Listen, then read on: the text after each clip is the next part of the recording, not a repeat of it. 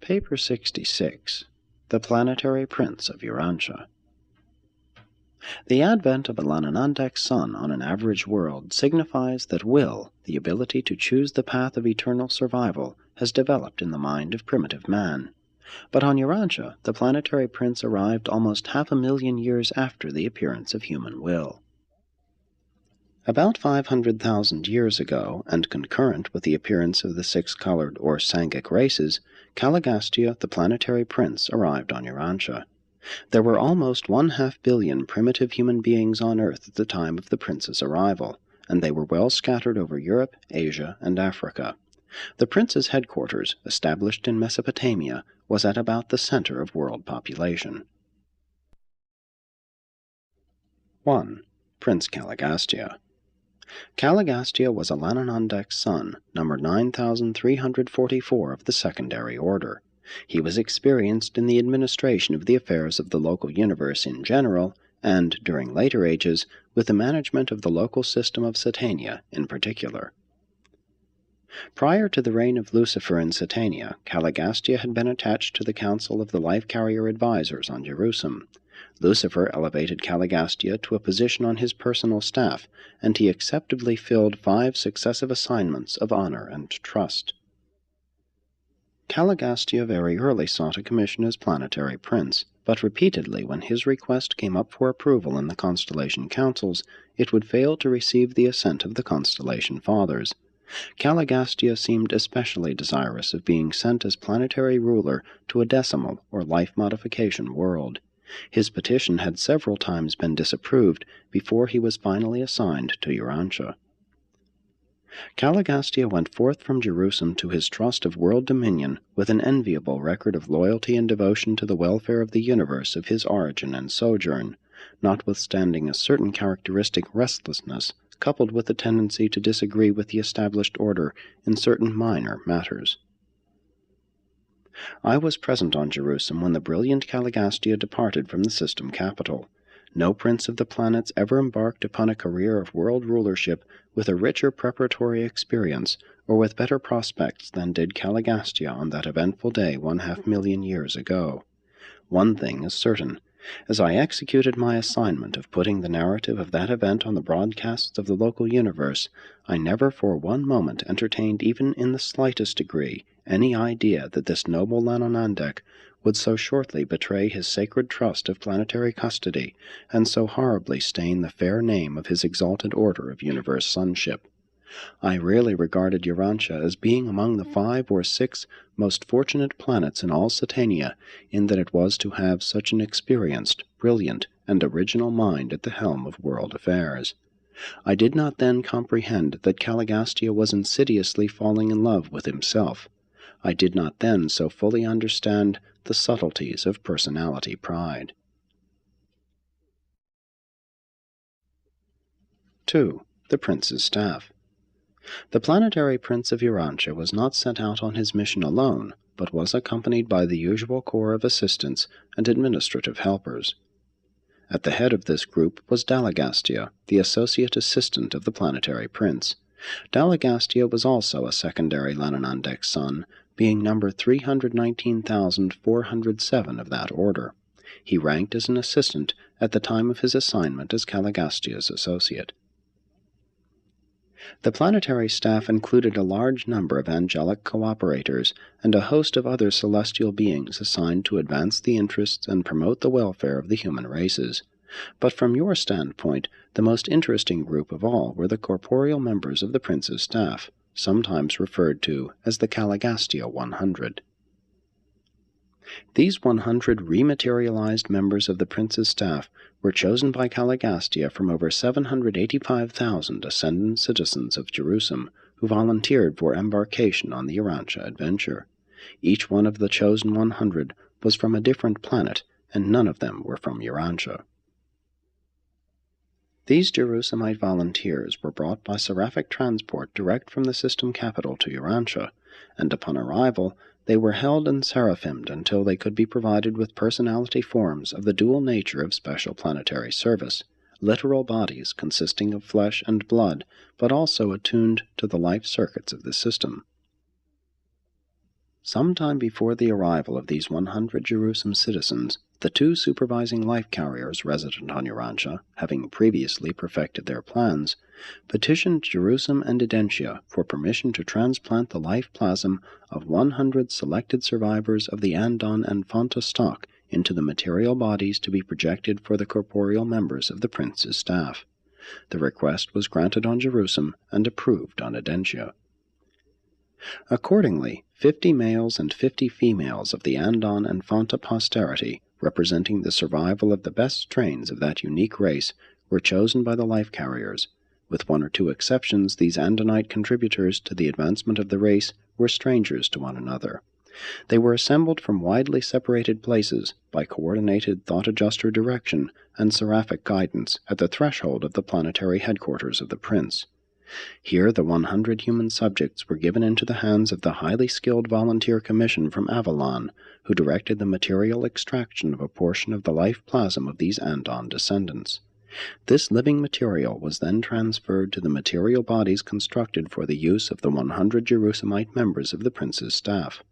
Meantime, these newly arrived citizens of the system capital were held in the sleep of seraphic transport. These transactions, together with the literal creation of special bodies for the Caligastia 100, gave origin to numerous legends, many of which subsequently became confused with the later traditions concerning the planetary installation of Adam and Eve. The entire transaction of repersonalization, from the time of the arrival of the seraphic transports bearing the 100 Jerusalem volunteers until they became conscious threefold beings of the realm, consumed exactly 10 days.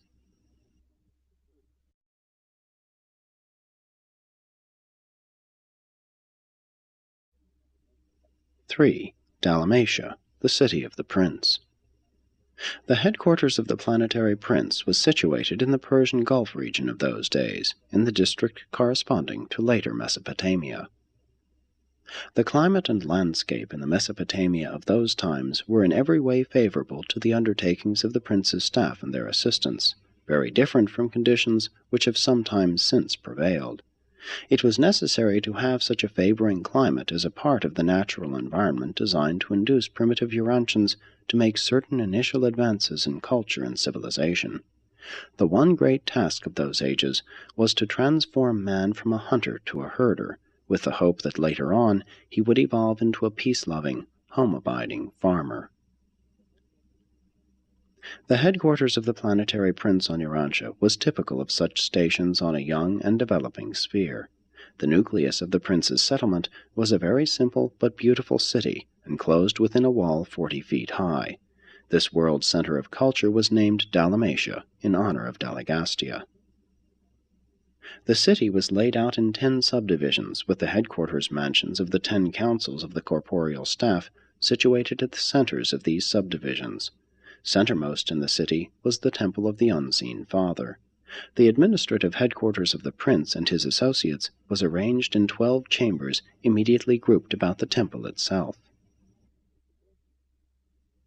The buildings of Dalmatia were all 1 story, except the council headquarters, which were 2 stories, and the central temple of the Father of All, which was small, but 3 stories in height. The city represented the best practices of those early days in building material, brick. Very little stone or wood was used. Home building and village architecture among the surrounding peoples were greatly improved by the Dalmatian example. Near the prince's headquarters there dwelt all colors and strata of human beings, and it was from these nearby tribes that the first students of the prince's schools were recruited.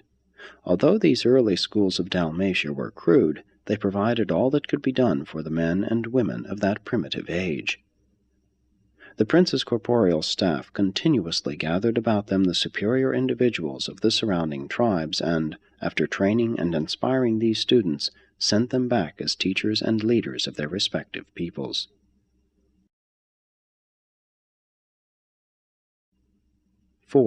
Early days of the 100. The arrival of the prince's staff created a profound impression. While it required almost 1,000 years for the news to spread abroad, those tribes near the Mesopotamian headquarters were tremendously influenced by the teachings and conduct of the 100 new sojourners on Urantia, and much of your subsequent mythology grew out of the garbled legends of these early days when the members of the prince's staff were repersonalized on Urantia as supermen.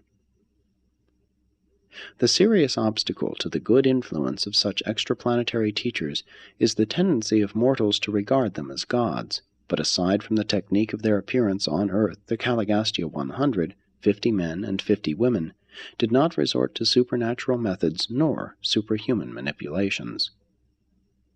But the corporeal staff were nonetheless superhuman. They began their mission on Urantia as extraordinary threefold beings. 1. They were corporeal and relatively human, for they embodied the actual life plasm of one of the human races, the andonic life plasm of Urantia. These 100 members of the prince's staff were divided equally as to sex and in accordance with their previous mortal status. Each person of this group was capable of becoming co-parental to some new order of physical being, but they had been carefully instructed to resort to parenthood only under certain conditions. It is customary for the corporeal staff of a planetary prince to procreate their successors sometime prior to retiring from special planetary service. Usually this is at, or shortly after, the time of the arrival of the planetary Adam and Eve. These special beings, therefore, had little or no idea as to what type of material creature would be produced by their sexual union, and they never did know. Before the time for such a step in the prosecution of their world work, the entire regime was upset by rebellion, and those who later functioned in the parental role had been isolated from the life currents of the system. In skin color and language, these materialized members of Caligastia's staff followed the andonic race. They partook of food, as did the mortals of the realm, with this difference. The recreated bodies of this group were fully satisfied by a non-flesh diet. This was one of the considerations which determined their residence in a warm region abounding in fruits and nuts. The practice of subsisting on a non-flesh diet dates from the times of the Caligastia 100, for this custom spread near and far to affect the eating habits of many surrounding tribes, groups of origin in the once exclusively meat-eating evolutionary races. The 100 were material but superhuman beings, having been reconstituted on Urantia as unique men and women of a high and special order. This group, while enjoying provisional citizenship on Jerusalem, were as yet unfused with their thought adjusters, and when they volunteered and were accepted for planetary service in liaison with the descending orders of sonship, their adjusters were detached. But these Jerusalemites were superhuman beings. They possessed souls of ascendant growth. During the mortal life in the flesh, the soul is of embryonic estate. It is born, resurrected, in the Morantia life, and experiences growth through the successive Morantia worlds. And the souls of the Caligastia 100 had thus expanded through the progressive experiences of the 7 mansion worlds to citizenship status on Jerusalem. In conformity to their instructions, the staff did not engage in sexual reproduction, but they did painstakingly study their personal constitutions, and they carefully explored every imaginable phase of intellectual, mind, and Morantia soul liaison. And it was during the 33rd year of their sojourn in Dalmatia, long before the wall was completed, that number 2 and number 7 of the Danite group accidentally discovered a phenomenon attendant upon the liaison of their Morantia selves, supposedly non-sexual and non-material. And the result of this adventure proved to be the first of the primary midway creatures. This new being was wholly visible to the planetary staff and to their celestial associates, but was not visible to the men and women of the various human tribes. Upon authority of the planetary prince, the entire corporeal staff undertook the production of similar beings, and all were successful, following the instructions of the pioneer Danite pair. Thus did the prince's staff eventually bring into being the original core of 50,000 primary midwayers. These mid-type creatures were of great service in carrying on the affairs of the world's headquarters. They were invisible to human beings, but the primitive sojourners at Dalmatia were taught about these unseen semi-spirits, and for ages they constituted the sum total of the spirit world to these evolving mortals. 3. The Caligastia 100 were personally immortal, or undying. There circulated through their material forms the antidotal complements of the life circuits of the system, and had they not lost contact with the life circuits through rebellion, they would have lived on indefinitely until the arrival of a subsequent Son of God, or until their some time later release to resume the interrupted journey to Havona and Paradise. These antidotal complements of the Satania life currents were derived from the fruit of the tree of life, a shrub of Urantia which was sent to Urantia by the Most Highs of Norlatiadec at the time of Caligastia's arrival. In the days of Dalmatia, this tree grew in the central courtyard of the Temple of the Unseen Father, and it was the fruit of the tree of life that enabled the material and otherwise mortal beings of the prince's staff to live on indefinitely as long as they had access to it. While of no value to the evolutionary races, this supersustenance was quite sufficient to confer continuous life upon the Caligastia 100 and also upon the 100 modified Andanites who were associated with them. It should be explained in this connection that, at the time the 100 Andanites contributed their human germ plasm to the members of the prince's staff, the life carriers introduced into their mortal bodies the complement of the system circuits, and thus were they enabled to live on concurrently with the staff, century after century, in defiance of physical death.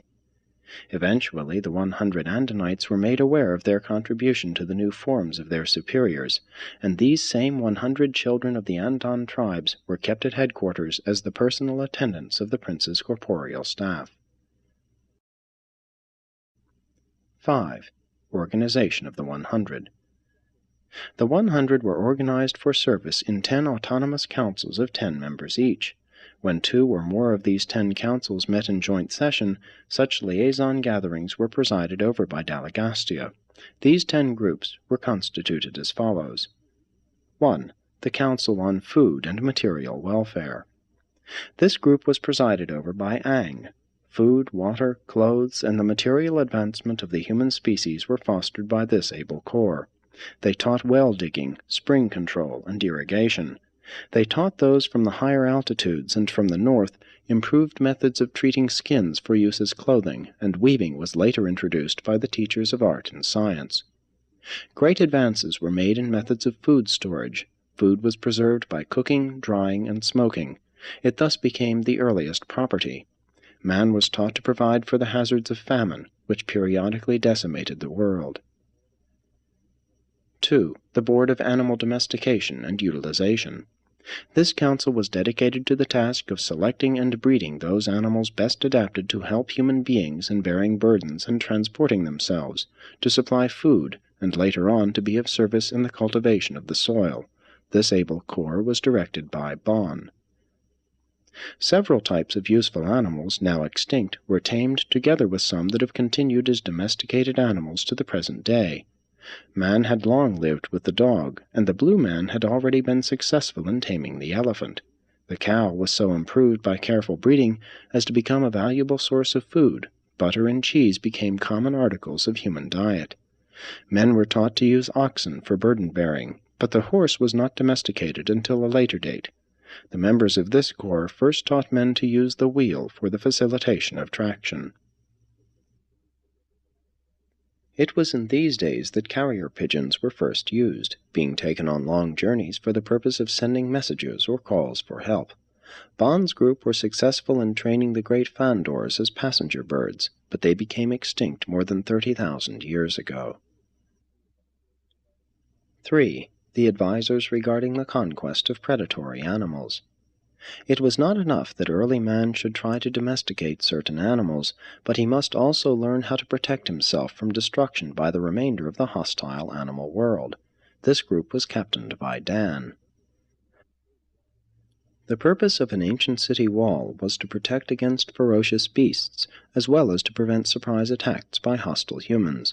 Those living without the walls and in the forest were dependent on tree dwellings, stone huts, and the maintenance of night fires. It was, therefore, very natural that these teachers should devote much time to instructing their pupils in the improvement of human dwellings. By employing improved techniques and by the use of traps, great progress was made in animal subjugation. 4. The faculty on dissemination and conservation of knowledge. This group organized and directed the purely educational endeavors of those early ages. It was presided over by Fad. The educational methods of Fad consisted in supervision of employment, accompanied by instruction in improved methods of labor. Fad formulated the first alphabet and introduced a writing system. This alphabet contained 25 characters. For writing material, these early peoples utilized tree barks, clay tablets, stone slabs, a form of parchment made of hammered hides, and a crude form of paper-like material made from wasps' nests. The Dalmatia Library, destroyed soon after the Caligastia disaffection, comprised more than 2 million separate records and was known as the House of Fad. The blue man was partial to alphabet writing and made the greatest progress along such lines. The red man preferred pictorial writing, while the yellow races drifted into the use of symbols for words and ideas, much like those they now employ. But the alphabet and much more was subsequently lost to the world during the confusion attendant upon rebellion. The Caligastia defection destroyed the hope of the world for a universal language, at least for untold ages. 5. The Commission on Industry and Trade. This council was employed in fostering industry within the tribes and in promoting trade between the various peace groups. Its leader was Nod. Every form of primitive manufacture was encouraged by this corps. They contributed directly to the elevation of standards of living by providing many new commodities to attract the fancy of primitive men. They greatly expanded the trade in the improved salt produced by the Council on Science and Art. It was among these enlightened groups, educated in the Dalmatia schools, that the first commercial credit was practiced. From a central exchange of credits they secured tokens which were accepted in lieu of the actual objects of barter. The world did not improve upon these business methods for hundreds of thousands of years. 6. The College of Revealed Religion. This body was slow in functioning. Urantia civilization was literally forged out between the anvil of necessity and the hammers of fear. But this group had made considerable progress in their attempt to substitute creator fear for creature fear, ghost worship, before their labors were interrupted by the later confusion attendant upon the secession upheaval. The head of this council was Hap. None of the prince's staff would present revelation to complicate evolution. They presented revelation only as the climax of their exhaustion of the forces of evolution. But Hap did yield to the desire of the inhabitants of the city for the establishment of a form of religious service. His group provided the Dalmatians with the 7 chants of worship, and also gave them the daily praise phrase, and eventually taught them the Father's prayer, which was, Father of all, whose Son we honor, look down upon us with favor. Deliver us from the fear of all save you. Make us a pleasure to our divine teachers, and forever put truth on our lips. Deliver us from violence and anger. Give us respect for our elders and that which belongs to our neighbors. Give us this season green pastures and fruitful flocks to gladden our hearts. We pray for the hastening of the coming of the promised uplifter, and we would do your will on this world as others do on worlds beyond. Although the prince's staff were limited to natural means and ordinary methods of race improvement, they held out the promise of the Adamic gift of a new race as the goal of subsequent evolutionary growth upon the attainment of the height of biologic development. 7. The Guardians of Health and Life. This council was concerned with the introduction of sanitation and the promotion of primitive hygiene, and was led by Lut. Its members taught much that was lost during the confusion of subsequent ages, never to be rediscovered until the 20th century. They taught mankind that cooking, boiling, and roasting was a means of avoiding sickness, also that such cooking greatly reduced infant mortality and facilitated early weaning. Many of the early teachings of Lut's Guardians of Health persisted among the tribes of Earth on down to the days of Moses, even though they became much garbled and were greatly changed. The great obstacle in the way of promoting hygiene among these ignorant peoples consisted in the fact that the real causes of many diseases were too small to be seen by the naked eye, and also because they all held fire in superstitious regard. It required thousands of years to persuade them to burn refuse. In the meantime they were urged to bury their decaying rubbish. The great sanitary advance of this epoch came from the dissemination of knowledge regarding the health-giving and disease-destroying properties of sunlight. Before the prince's arrival, bathing had been an exclusively religious ceremonial. It was indeed difficult to persuade primitive men to wash their bodies as a health practice. Lot finally induced the religious teachers to include cleansing with water as a part of the purification ceremonies to be practiced in connection with the noontime devotions once a week in the worship of the Father of all. These guardians of health also sought to introduce handshaking in substitution for saliva exchange or blood drinking as a seal of personal friendship and as a token of group loyalty. But when out from under the compelling pressure of the teachings of their superior leaders, these primitive peoples were not slow in reverting to their former health-destroying and disease-breeding practices of ignorance and superstition. 8. The Planetary Council on Art and Science. This corps did much to improve the industrial technique of early man and to elevate his concepts of beauty. Their leader was Mech. Art and science were at a low ebb throughout the world, but the rudiments of physics and chemistry were taught the Dalmatians. Pottery was advanced, decorative arts were all improved, and the ideals of human beauty were greatly enhanced. But music made little progress until after the arrival of the violet race. These primitive men would not consent to experiment with steam power, notwithstanding the repeated urgings of their teachers.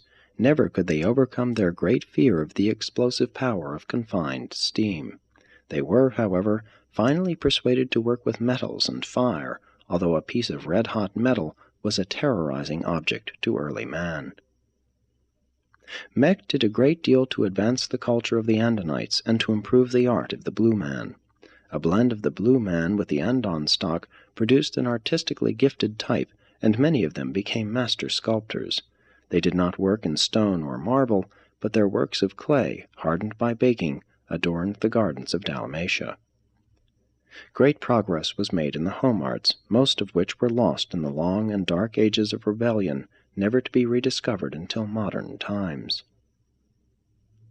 9. The governors of advanced tribal relations. This was the group entrusted with the work of bringing human society up to the level of statehood. Their chief was Tut. These leaders contributed much to bringing about intertribal marriages. They fostered courtship and marriage after due deliberation and full opportunity to become acquainted. The purely military war dances were refined and made to serve valuable social ends. Many competitive games were introduced, but these ancient folk were a serious people. Little humor graced these early tribes. Few of these practices survived the subsequent disintegration of planetary insurrection. Tut and his associates labored to promote group associations of a peaceful nature, to regulate and humanize warfare, to coordinate intertribal relations, and to improve tribal governments. In the vicinity of Dalmatia, there developed a more advanced culture, and these improved social relations were very helpful in influencing more remote tribes. But the pattern of civilization prevailing at the prince's headquarters was quite different from the barbaric society evolving elsewhere, just as the 20th century society of Cape Town, South Africa, is totally unlike the crude culture of the diminutive Bushmen to the north. 10. The Supreme Court of Tribal Coordination and Racial Cooperation. This Supreme Council was directed by Van, and was the court of appeals for all the other 9 special commissions charged with the supervision of human affairs. This council was one of wide function, being entrusted with all matters of earthly concern which were not specifically assigned to the other groups. This selected corps had been approved by the Constellation Fathers of Urantia before they were authorized to assume the functions of the Supreme Court of Urantia.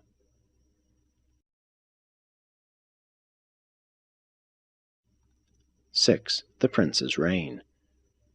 The degree of a world's culture is measured by the social heritage of its native beings. and the rate of cultural expansion is wholly determined by the ability of its inhabitants to comprehend new and advanced ideas. Slavery to tradition produces stability and cooperation by sentimentally linking the past with the present, but it likewise stifles initiative and enslaves the creative powers of the personality.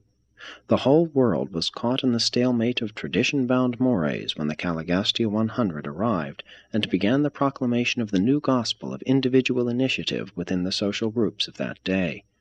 But this beneficent rule was so soon interrupted that the races never have been wholly liberated from the slavery of custom. Fashion still unduly dominates Urantia. The Caligastia 100, graduates of the Satania Mansion worlds, well knew the arts and culture of Jerusalem, but such knowledge is nearly valueless on a barbaric planet populated by primitive humans. These wise beings knew better than to undertake the sudden transformation or the en masse uplifting of the primitive races of that day.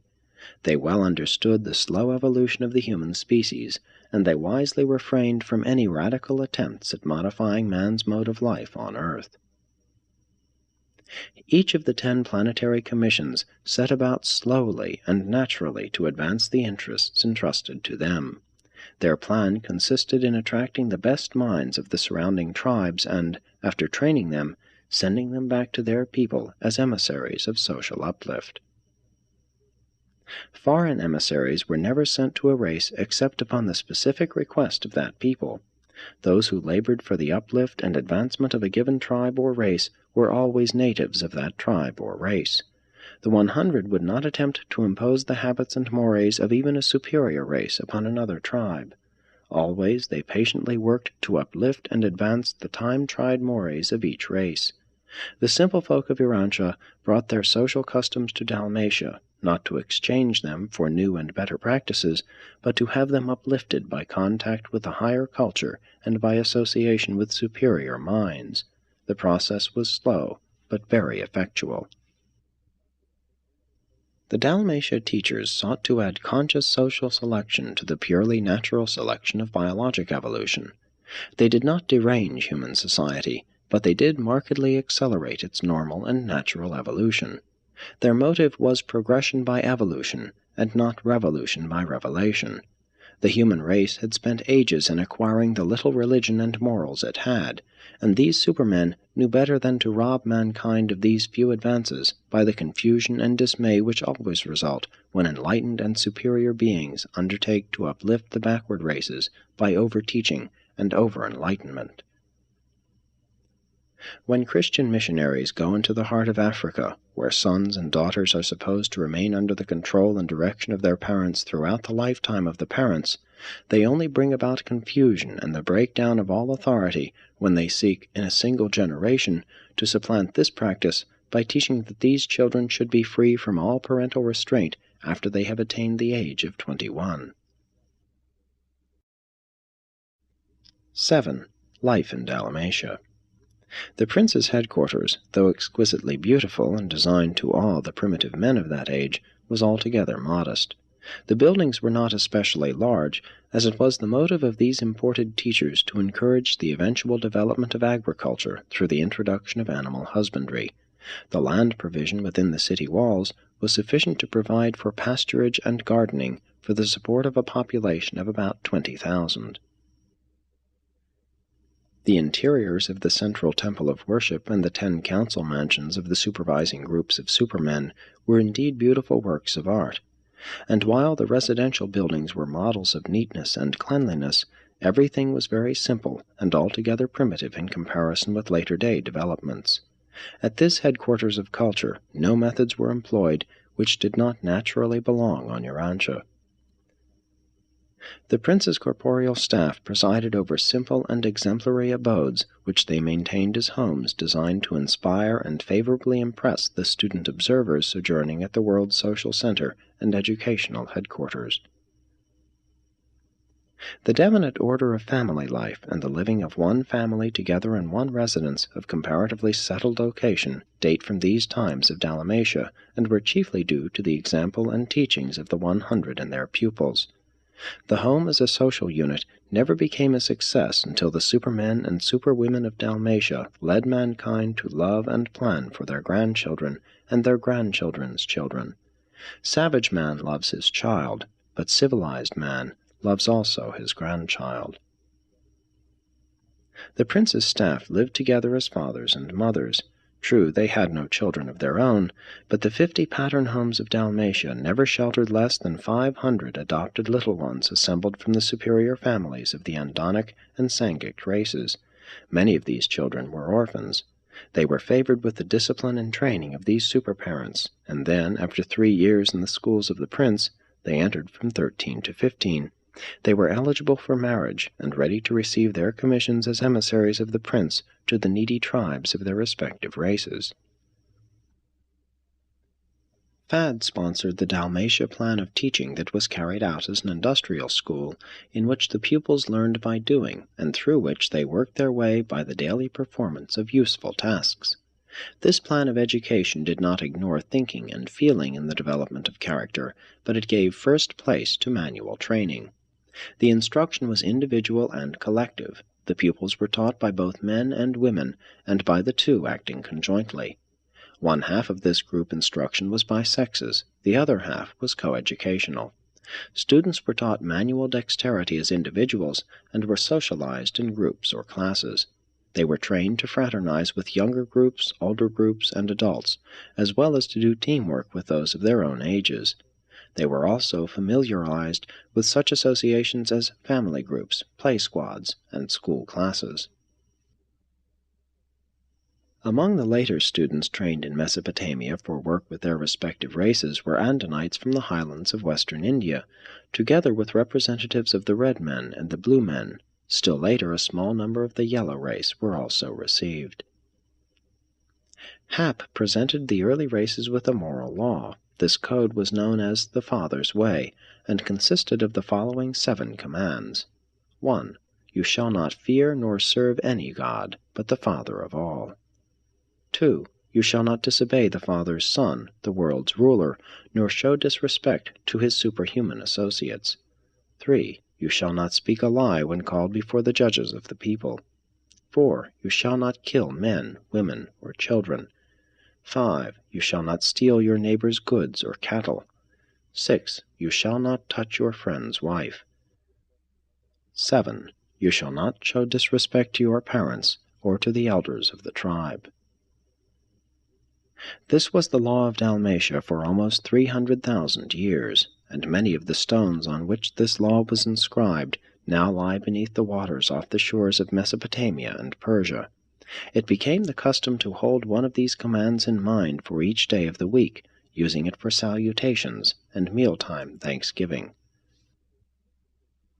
The time measurement of these days was the lunar month, this period being reckoned as 28 days. That, with the exception of day and night, was the only time reckoning known to the early peoples. The 7-day week was introduced by the Dalmatia teachers, and grew out of the fact that 7 was 1/4 of 28. The significance of the number 7 in the super-universe undoubtedly afforded them opportunity to introduce a spiritual reminder into the common reckoning of time. But there is no natural origin for the weekly period. The country around the city was quite well settled within a radius of 100 miles. Immediately surrounding the city, hundreds of graduates of the prince's schools engaged in animal husbandry, and otherwise carried out the instruction they had received from his staff and their numerous human helpers. A few engaged in agriculture and horticulture. Mankind was not consigned to agricultural toil as the penalty of supposed sin. In the sweat of your face shall you eat the fruit of the fields, was not a sentence of punishment pronounced because of man's participation in the follies of the Lucifer rebellion under the leadership of the traitorous Caligastia. The cultivation of the soil is inherent in the establishment of an advancing civilization on the evolutionary worlds, and this injunction was the center of all teaching of the planetary prince and his staff throughout the 300,000 years which intervened between their arrival on Urantia and those tragic days when Caligastia threw in his lot with the rebel Lucifer. Work with the soil is not a curse, Rather is it the highest blessing to all who are thus permitted to enjoy the most human of all human activities. At the outbreak of the rebellion, Dalmatia had a resident population of almost 6,000. This number includes the regular students, but does not embrace the visitors and observers, who always numbered more than 1,000. But you can have little or no concept of the marvelous progress of those faraway times. Practically all of the wonderful human gains of those days were wiped out by the horrible confusion and abject spiritual darkness which followed the Caligastia catastrophe of deception and sedition. 8. Misfortunes of Caligastia. In looking back over the long career of Caligastia, we find only one outstanding feature of his conduct that might have challenged attention. He was ultra-individualistic. He was inclined to take sides with almost every party of protest, and he was usually sympathetic with those who gave mild expression to implied criticism. We detect the early appearance of this tendency to be restless under authority, to mildly resent all forms of supervision. While slightly resentful of senior counsel and somewhat restive under superior authority, nonetheless, whenever a test had come, he had always proved loyal to the universe rulers and obedient to the mandates of the Constellation Fathers. No real fault was ever found in him up to the time of his shameful betrayal of Urantia. It should be noted that both Lucifer and Caligastia had been patiently instructed and lovingly warned respecting their critical tendencies and the subtle development of their pride of self and its associated exaggeration of the feeling of self-importance. But all of these attempts to help had been misconstrued as unwarranted criticism and as unjustified interference with personal liberties. Both Caligastia and Lucifer judged their friendly advisers as being actuated by the very reprehensible motives which were beginning to dominate their own distorted thinking and misguided planning. They judged their unselfish advisers by their own evolving selfishness. From the arrival of Prince Caligastia, planetary civilization progressed in a fairly normal manner for almost 300,000 years. Aside from being a life modification sphere, and therefore subject to numerous irregularities and unusual episodes of evolutionary fluctuation, Urantia progressed very satisfactorily in its planetary career up to the times of the Lucifer Rebellion and the concurrent Caligastia betrayal. All subsequent history has been definitely modified by this catastrophic blunder, as well as by the later failure of Adam and Eve to fulfill their planetary mission. The Prince of Urantia went into darkness at the time of the Lucifer Rebellion, thus precipitating the long confusion of the planet. He was subsequently deprived of sovereign authority by the coordinate action of the constellation rulers and other universe authorities. He shared the inevitable vicissitudes of isolated Urantia down to the time of Adam's sojourn on the planet, and contributed something to the miscarriage of the plan to uplift the mortal races through the infusion of the life-blood of the new violet race, the descendants of Adam and Eve. The power of the fallen prince to disturb human affairs was enormously curtailed by the mortal incarnation of Machaventa Melchizedek in the days of Abraham, and subsequently, during the life of Michael in the flesh, this traitorous prince was finally shorn of all authority on Urantia. The doctrine of a personal devil on Urantia, though it had some foundation in the planetary presence of the traitorous and iniquitous Caligastia, was nevertheless wholly fictitious in its teachings that such a devil could influence the normal human mind against its free and natural choosing. Even before Michael's bestowal on Urantia, neither Caligastia nor Dalagastia was ever able to oppress mortals or to coerce any normal individual into doing anything against the human will. The free will of man is supreme in moral affairs. Even the indwelling thought-adjuster refuses to compel man to think a single thought or to perform a single act against the choosing of man's own will. And now, this rebel of the realm, shorn of all power to harm his former subjects, awaits the final adjudication by the Uversa Ancients of Days of all who participated in the Lucifer Rebellion. Presented by a Melchizedek of Nebadon.